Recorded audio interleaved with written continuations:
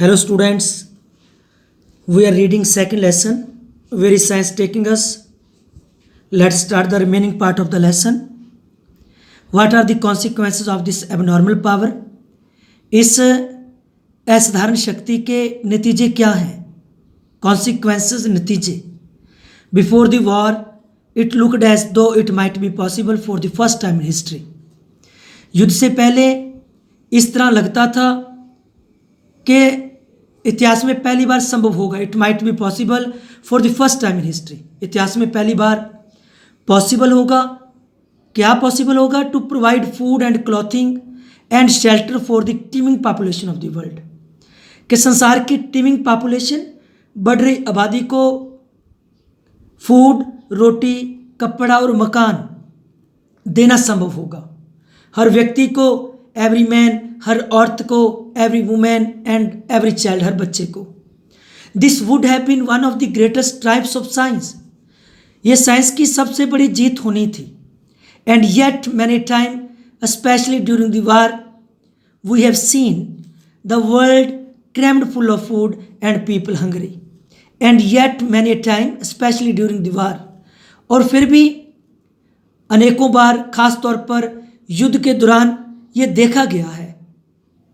क्या सीन किया गया है, क्या देखा गया है कि the world crammed full of food, कि संसार अनाज से भरा पड़ा है, लेकिन पीपल हंग्री, लेकिन लोग भूख से मर रहे हैं. For that's the way of science and the machine age. क्या यही ढंग है साइंस के युग का, मशीन के युग का? Science produces the goods. Science वस्तुओं का उत्पादन करती है. It makes the goods. ये वस्तुओं को बनाती है. But has no control over the consequences. लेकिन इस साइंस का उसके नतीजों पर कोई भी काबू नहीं है, कोई भी कंट्रोल नहीं है. The machine age gives us year by year more hours of leisure. मशीनी युग ने हर साल हमें लेज़र के, आराम के काफ़ी पल दिए हैं. Laser free time, free time के काफ़ी पल दिए हैं. मशीनी युग ने हमें लेज़र के, आराम के काफ़ी पल दिए. But it fails to teach us how to use them. लेकिन मशीनी एज असफल है, फेल है हमें सिखाने के लिए कि उन फ्री टाइम को किस तरह से यूज़ करना है, उन आराम के पलों को किस तरह से यूज़ करना है. ये साइंस हमें टीच करने में असफल है. It gives us mechanical habits of mind. Science ने माइंड को मैकेनिकल हैबिट्स दी, मशीनी आदतें साइंस ने माइंड को दे दी.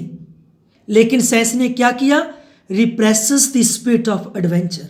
लेकिन साइंस ने साहस की भावना को दबा दिया. रिप्रेसेस मीन्स दबा देना. Except along machine made lines.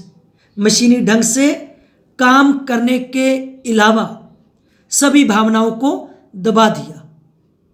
इसने किस पर जोर दिया? मशीन से काम करने की ताकत पर, और दूसरी सभी भावनाओं को दबा दिया. We will need all our creative powers. हमें जरूरत पड़ेगी. हमें किसकी जरूरत पड़ेगी? हमारी जो रचनात्मक शक्तियां हैं उनकी जरूरत पड़ेगी. टू थिंक, सोचने के लिए. टू आवर वे आउट, कि कोई ना कोई रास्ता निकाला जाए. किनसे बाहर निकलने का? सोशल प्रॉब्लम से, सामाजिक मुसीबतों से निकलने का कोई ना कोई रास्ता निकाला जाए. और हमें इसके लिए किसकी जरूरत पड़ेगी? रचनात्मक शक्तियों की. विच science has created for us. जो साइंस ने हमारे लिए पैदा कर दी हैं. It is science that has given us the unexpected redistribution of the age groups. It is science, ये साइंस है. That has given us, जिसने हमें प्रदान किया है. किसको?